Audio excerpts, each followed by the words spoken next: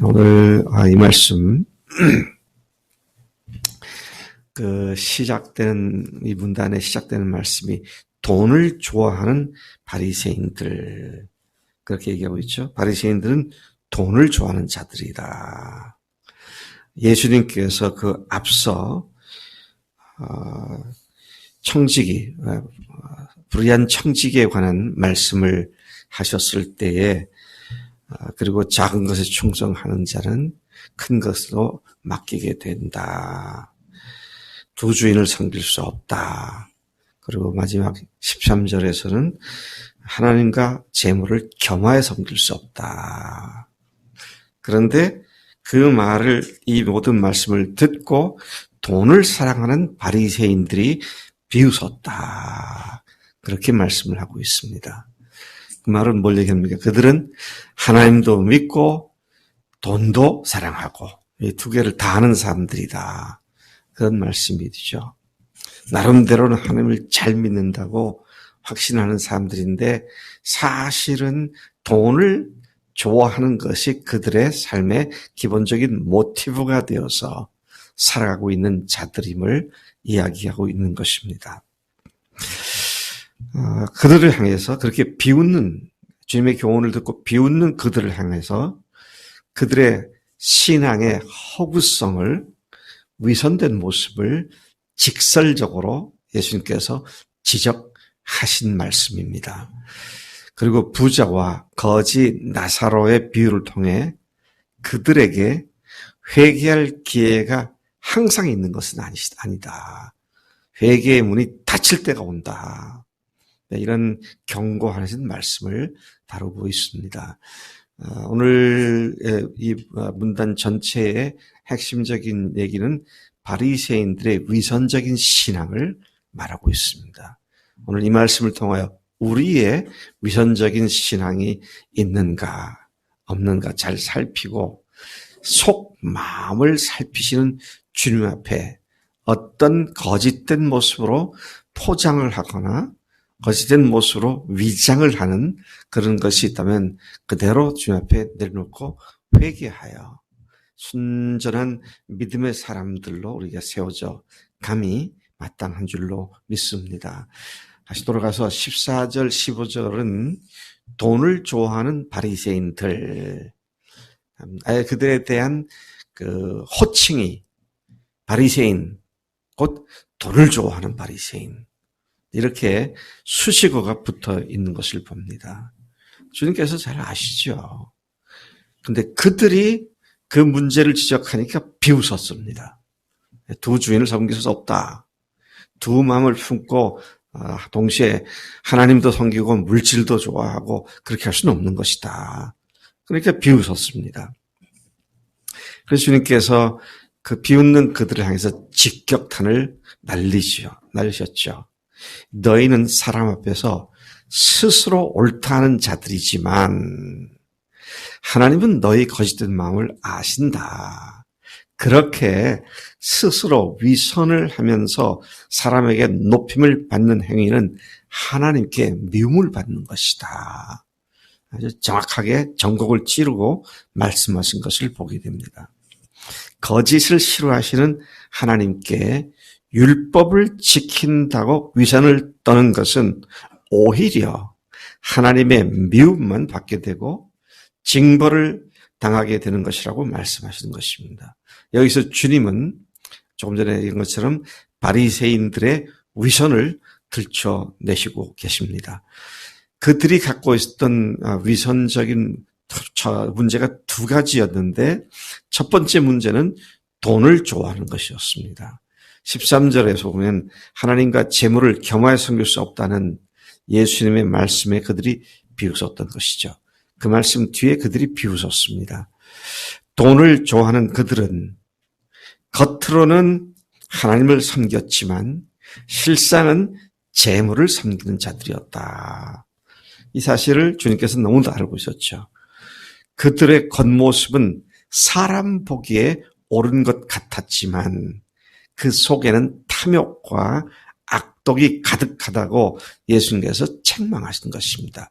돈을 사랑함이 일만하게 뿌리가 되느니라. 디모데전서 6장 말씀을 우리가 상기하게 되는데요. 돈은 좋은 거죠. 근데 문제는 그것을 사랑하는 것이 문제입니다. 그것에 매여 있고 그것이 목적이 되고 그것이 우선순위가 되고 그러면 어떻게 됩니까? 그것이 우선순위가 되면 하나님을 섬기는 일은 두 번째로 밀리게 되죠. 그러면서도 하나님을 사랑한다고 하는 것이 거짓이다. 지금 그런 말씀을 하고 있는 것입니다. 이들의 두 번째 문제는 스스로를 옳다 여기는 것입니다. 그리고 사람들에게 인정받기를 좋아하는 그런 모습이었다 하는 것입니다. 그들은 사람에게 자기들의 행위를 내세우며 옳다고 인정받기를 좋아하는 사람들이었습니다. 사람들로부터 영광을 취하겠다고 하는 그런 태도였던 것을 봅니다. 돈을 좋아하며 스스로 의롭게 여기는 자들은 어떤 자들입니까? 자기 중심의 인본주의 신앙의 상태에 빠져 있는 자들입니다.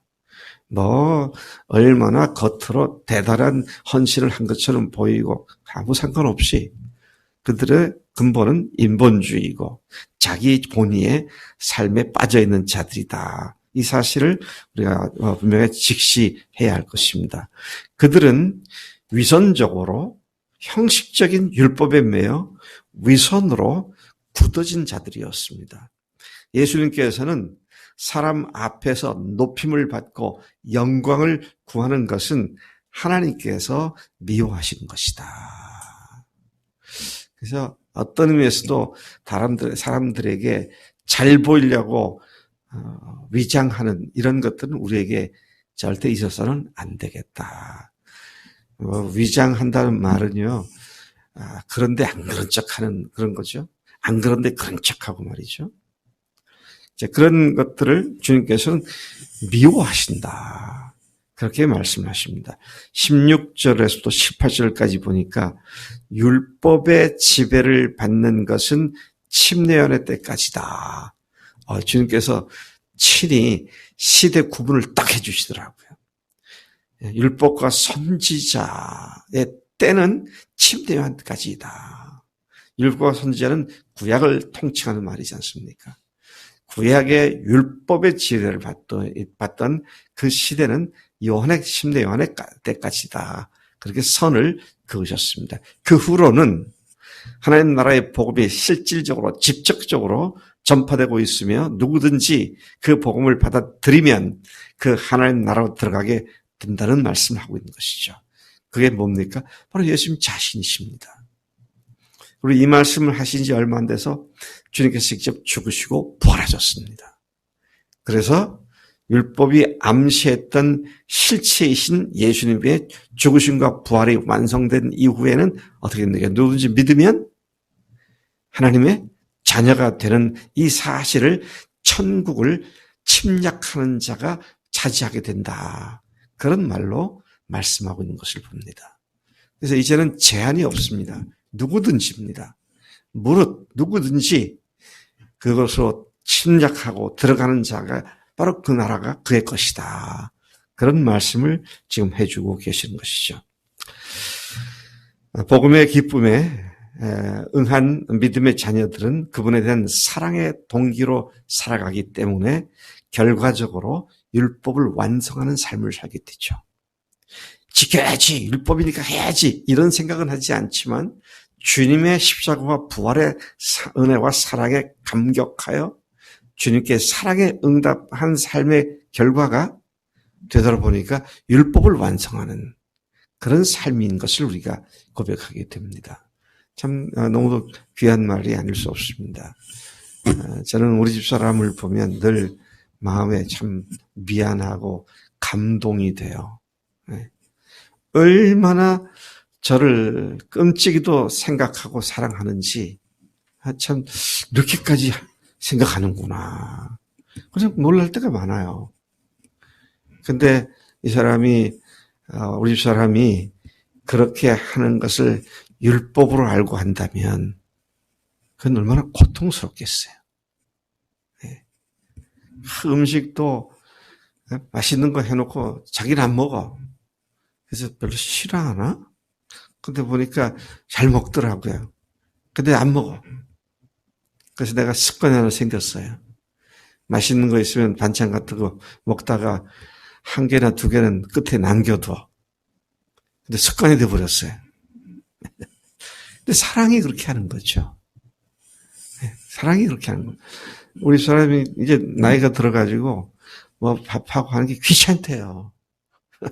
너무 귀찮대. 근데 나를 위해서 해주는 거 귀찮단 말을 안 하더라고요. 네. 그게 사랑의 힘입니다. 주님께서 우리에게 구약의 율법을 주신 이유는 하나님이 뭘 기뻐하시고 뭘 기뻐하지 않는지를 알려주신 하나님의 뜻을 보여주신 것이죠. 근데 그걸 리스트를 작성하고 1, 2, 3, 4 외워가지고 달달달달 외워가지고 그렇게 산다면 얼마나 숨이 막히겠어요. 근데 그렇게 할 수 없는 것이죠. 그런데 예수님을 알지 못하고 예수님 오시지 않았던 시대 이스라엘 사람들이 그렇게 율법을 끝까지 잘 지킨다고 자부하며 사람들을 무시하는 그런 기준으로 율법을 지키는 걸 갖고 했던 것을 보게 됩니다. 그래서 18절에 보면 앞뒤 문맥에 잘 연결이 안 되는 것처럼 보이는 말씀이 나옵니다. 결혼과 이혼에 대한 말씀이 나오는데요. 율법의 영원한 효용성을 그 실례로 결혼과 이혼을 들어 딱 제시를 하고 다음으로 넘어가시는 것으로 이해가 됩니다. 다음이 뭡니까? 19절부터 31절까지 우리가 잘 아는 한 부자와 그의 집 대문 앞에서 상에서 떨어지는 부스러기를 얻어먹고 사는 온몸에 종기가 나 헌대가 난 한 거지 나사로의 이야기가 나오죠. 이것도 사실은 신약 성경 중에 아주 유명한 말씀 중에 하나입니다. 근데 이 말씀이 어떤 배경에서 나왔느냐? 바로 앞에 호의호식하며 돈을 사랑하고 그러면서 하나님을 잘 믿는다고 하는 이 바리새인들의 태도를 지적하면서 이 말씀이 이 비유가 나오고 있음을 보게 됩니다. 그래서 우리가 성경을 이해할 때요. 한 단락만 가지고 보지 말고 앞뒤 문맥을 잘 보면 왜 어떤 상황에서 이 말씀이 나왔나 그렇게 보면 보다 이야기가 용이해지는 것을 경험하게 됩니다. 한 부자가 호의호식하며 날마다 호화롭게 즐겼고 그리고 그 집 대문 앞에 버려진 거지 나사로가 그렇게 부자 땅에서 떨어지는 것으로 연명했는데 개들도 그 헌대를 와서 할더라. 한 사람의 호의호식과 호화로운 삶과 또 한 사람의 비참한 삶 이걸 대조해서 말씀을 하시죠. 그리고 둘 다 죽었다. 그리고 거지 나사로는 천사들에게 받들려 아브라함 품으로 갔고 부자는 음부에 들어가 고통을 당했다. 그가 나사로를 품에 안고 있는 아브라함에게 나사로 손가락 끝에 물을 찍어 자기 혀를 서늘하게 해달라고 요청을 했다. 그러나 아브라함은 너는 살았을 때 좋은 것을 나사로는 여기서 위로를 받으며 또 너와 우리 사이에는 오갈 수 없는 큰 구렁텅이가 있다고 답을 하죠. 이에 그는 나사로를 자기 집으로 좀 보내서 5 형제가 이 고통받는 곳에 들어오지 않게 해달라고 하자 아브라함은 그들에게 모세와 선지자들이 있으니 그들이 들을 것이다. 모세와 선지자들의 말을 듣지 않으면 죽은 자가 살아나도 고난을 받지 아니한다고 답을 하면서 끝을 맺어 버립니다. 자, 아까 제가 그랬잖아요. 바리새인들은 돈을 사랑하면서 또 하나님을 잘 믿는 사람으로 자기들을 자부하고 사는 사람들이다. 여기 그들이 믿고 있었던 것이 그대로 비유에 반영되어 나옵니다. 그가 고통 가운데 딱 봤을 때 즉각적으로 아브라함을 알아보았고요. 또 자기 혀 끝에 물을 좀 찍어서 서늘하게 해달라고 하니까 그게 안 되니까 그 다음에 하는 말이 뭡니까? 우리 아버지 집에 나사로를 좀 보내가지고 5 형제가 여기 오지 않게 해주세요. 그가 형제들을 생각하는 마음도 있고요. 여기 와서는 안 되겠구나. 그런 마음을 갖고 이야기를 합니다. 참 그래도 기특하지 않습니까? 저는 고생을 당하며 형제들 생각하니 그게 이제 그들의 믿음이에요. 바리새인들의 믿음이에요. 그런데 더 이상 기회가 없습니다. 더 이상 기회가 없어요. 기회는 어디에 있느냐? 모세와 선지자가 있는 곳에 기회가 있습니다. 즉 하나님의 말씀이 있고 복음이 전해지는 곳에만 기회가 있다는 거잖아요. 참 우리가 이 주님께서 주신 기회들을 하나님께서 붙잡게 해주셔서 너무 감사합니다. 그래서 여러분 우리 주변에 있는 사람들에게 한도 끝도 없이 기다리고 기회가 주어지는 건 아니다. 이 사실을 분명히 또한 우리 기억해야 할 것입니다. 오늘 이 거지 나사로와 부자의 비유를 통해서 두 사람의 대조적인 인생을 우리가 만나게 됩니다. 세상에서 호의호식하면서 하늘의 심판을 자초하는 사람이 있고 세상의 고난과 고통을 당해도 믿음을 끝까지 지키는 이런 사람이 있음을 보여주고 있습니다. 아예 하나님도 안 믿고 그렇게 드러난 자들이 아닌 잘 믿는다고 하는데 돈을 사랑하는 자가 되어서 거기가 실제적으로 우선순위가 되어서 하나님과 재물을 겸할 삼길 수 없는데 그 서커스를 하고 사는 그런 사람들에 대한 이 말씀을 하고 있는 것이죠. 또 두 번째 이 비유가 말하고 있는 것을 보면 죽음 이후의 세계가 분명히 있음을 말씀하죠. 어떤 사람은 이거 비유 아니냐 비유. 그러니까 천국이 지옥이 없는 거다. 그렇게 말을 하는 사람도 있어요. 예, 이건 분명히 비유입니다. 그런데 이 비유는 어떻습니까? 모든 당시의 사람들이 믿었던 내용을 그대로를 말씀하고 있는 겁니다. 갑자기 모르는 얘기를 여러분 비유는요. 어떤 걸 설명하기 위해서 이렇게 어떤 예를 들어서 말하는 거잖아요. 근데 설명하려는 내용보다 예를 들은 비유가 더 어려우면 누가 비유를 말하겠어요? 비유를 들어야 이걸 알게 되니까 사람들이 대략 이해하고 알고 있는 그 내용을 가지고 비유로 말씀하는 거죠. 근데 어떤 사람은 이건 비유니까 천국과 지옥은 없다. 이런 식으로 강변하는 사람도 있는데 그건 크게 잘못된 얘기가 되죠. 분명히 죽음 이후에 세계가 천국과 지옥이 있음을 말씀하고 있는 것이죠. 그리고 세 번째 이 비유에서 우리가 분명히 다시 기억해야 할 것은 후회하면 때는 늦는다는 겁니다. 부자가 지옥에서 음부에서 얼마나 후회하고 있어요. 근데 늦어요. 기회가 없습니다. 마냥 기회가 있는 게 아니죠. 우리는 지난 1년 코로나 때문에 항상 모여서 예배할 수 있는 게 아니구나. 이걸 뼈저리게 느끼고 있잖아요. 기회가 열려져 있을 때 그 기회를 잡는 것이 뭐냐? 세월을 아끼는 겁니다. 금년도 주님께서 첫 번째 주신 말씀 아닙니까? 기회가 주었을 때 그 기회를 잡는 것이 세월을 아끼는 거예요. 그래서 여러분 주님의 은혜를 받을 수 있는 기회가 왔을 때 놓치지 말고 붙잡고 그것을 누리는 우리가 되어야 마땅한 줄로 믿습니다. 하나님 아버지 감사합니다.